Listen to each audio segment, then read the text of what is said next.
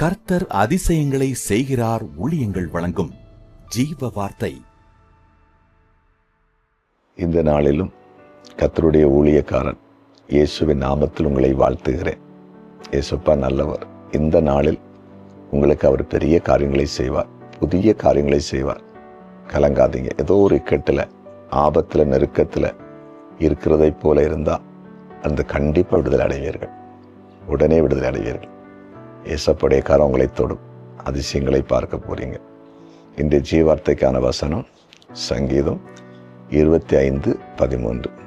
அவன் ஆத்மா நன்மையில் தங்கும், அவன் சந்ததி பூமியை சுதந்தரித்துக் கொள்ளும். அதாவது நம்முடைய ஆத்மா நன்மையில் தங்குமா? ஏன் நன்மையில் தங்குகிறது? கர்த்தர் நன்மை செய்கிறவராயிருக்கிறார். கர்த்தர் நன்மை செய்கிறவராயிருக்கிறார். அவர் நன்மை செய்கிறதுனால நமக்கு அவர் என்ன செய்கிறார்? நன்மையை கொடுக்கிறார். இன்னைக்கு அநேகருடைய வாழ்க்கையில் நன்மைக்காகத்தான் ஓடிக்கொண்டிருக்காங்க.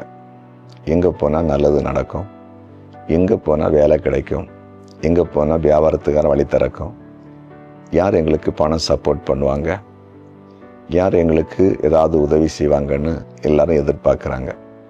எல்லாருக்கும் அப்படிப்பட்ட எந்த இடத்திலும் உதவி கிடைப்பதில்லை. எதிர்பார்க்கிற நன்மைகள் வருவதில்லை. ஆனால் ஒன்று, நம்முடைய ஆண்டவர் நன்மை செய்கிறவர். அப்போஸ்தலர் 10வது அதிகாரத்தில் 38வது வசனத்தை இங்கே வாசித்து பார்த்தீங்கன்னா, ஆண்டவராகிய இயேசு கிறிஸ்து நன்மை செய்கிறவராய் சுற்றி திரிந்தார்னு பைபிள் சொல்லுது. அழகான வசனம்.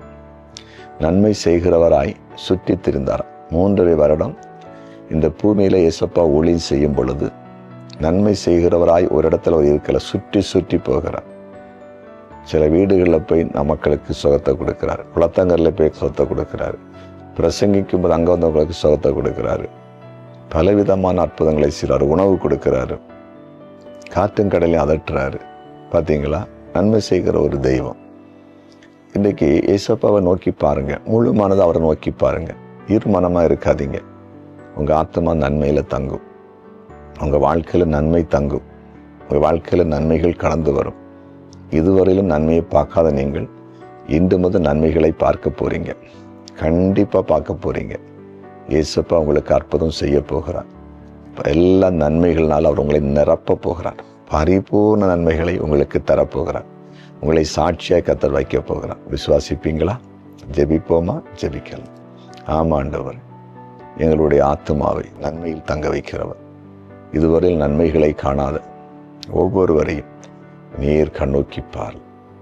நம்முடைய கிருபை வெளிப்படட்டும், உம்முடைய பிரசன்னம் வெளிப்படட்டும், உம்முடைய அதிசயமான கிருபை வெளிப்படட்டும். நீர் நன்மையை கொடுங்க. உம்முடைய பிள்ளைகளை நன்மையினால் திருப்தியாக்கும், நன்மையினால் திருப்தியாக்கும். ஆண்டவரே, வியாதிப்பட்டவங்களை நீர் இப்போதே தொடும் ஆண்டவரே. கேன்சர், கிட்னி பிரச்சனை, இருதய பிரச்சனை, ஆண்டவரே, இன்னும் பலவிதமான நோய்களினால் கஷ்டப்படுகிறேன்.